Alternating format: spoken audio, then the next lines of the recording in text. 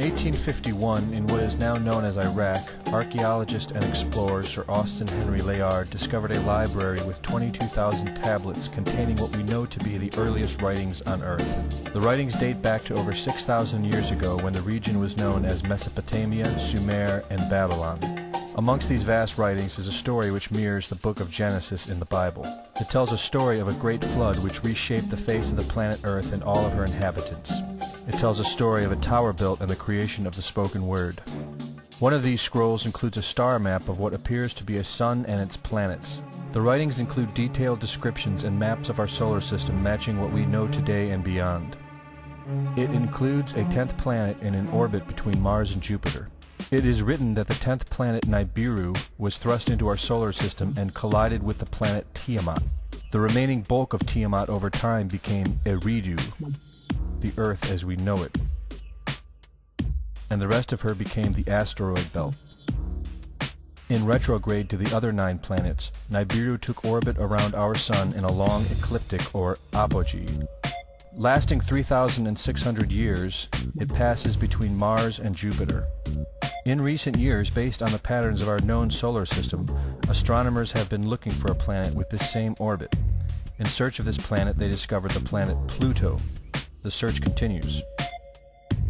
According to the ancient texts, this detailed information was given to them by the Anunnaki, or those who from heaven to earth came. They described the Anunnaki as a reptilian race of gods which came to the earth in fiery ships from their home planet of Nibiru, the 10th planet. It is written that these Anunnaki came to the earth to mine gold and other elements to serve in protecting the atmosphere of their distant home planet. After a workers' revolt, the Anunnaki rulers began to genetically alter Cro-Magnon man to create a slave race, resulting in the human race. It was said that we were created by the gods in clay vessels. It is written that man was forbidden to depict the Anunnaki in their actual form.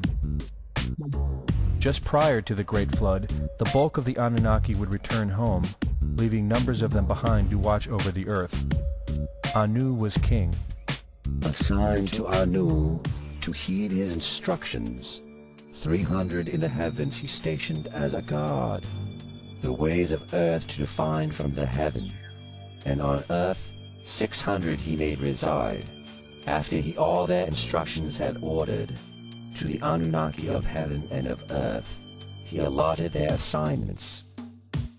This story of reptilian gods from the heavens creating man is not at all uncommon. It in fact can be found in most every region of our planet. In Japan, emperors claim descent from dragon gods who came from the sky. Australian Aborigines teach of a reptilian race which lives underneath the earth and governs over men. They believe they are descendants of a race of dragon human. China teaches the serpent queen Nukua interbred with man. India calls these reptilian gods Nagas and claim they seeded their royal families. Throughout the Middle East it is believed a serpent race created man. The book of Genesis tells of giants who came from the heavens to breed with the daughters of man. They are called the Nephilim. In Africa they call them Chitauri, children of the serpent. The royal kings of Africa claim descent from serpent gods who came from the sky. In South America, the Mayans teach that their ancestors were the people of the serpent. The Aztecs were said to be created by a serpent woman. In America, the Hopi Indians believe sky gods came to earth to breed with their women and refer to them as their snake brothers. The word Sioux means snakes, and Iroquois means serpents. It seems the only places you will not find this historical story is where the history has been methodically destroyed. The descendants of King Anu in Sumeria and Babylon can be traced throughout time. The pharaohs of Egypt were from the bloodlines of the Babylonian kings. The rulers of the Roman Empire can be traced to Egyptian hierarchy. All throughout Europe, the royal families can be traced back to the great Roman emperors.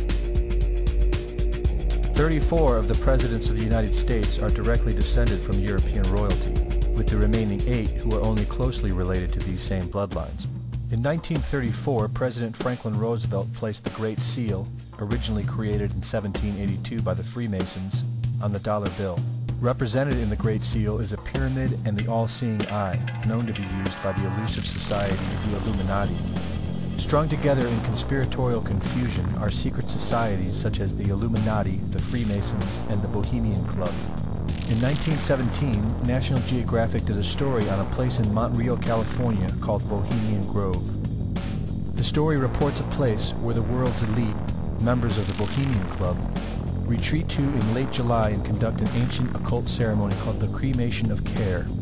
Every year in July, the world's leaders, media moguls, and members of the World Bank spend 2 weeks of what is known as a men-only retreat at the Grove. In the year 2000, BBC television show World of Wonder infiltrated Bohemian Grove with hidden cameras and aired the video on the BBC. The video shows the large mass of men donning red and black robes and once again conducting the Cremation of Care ceremony. The altar is at the base of a 200-foot owl, the Babylonian symbol of the god Moloch, the god of human sacrifice. In the video, a body is delivered upriver to the altar where it is set on fire. Upon being aired, members of the Bohemian Club reported that the ceremony is a put-on, merely done for entertainment and fun. This history tells a story of our world leaders having a deep involvement in satanic tradition, worshipping our reptilian overlords, the serpent gods. It poses the possibility that we may be and have always been enslaved by our leaders, no different than sheep or cattle. There is an endless amount of information out there which supports this, but don't take my word for it.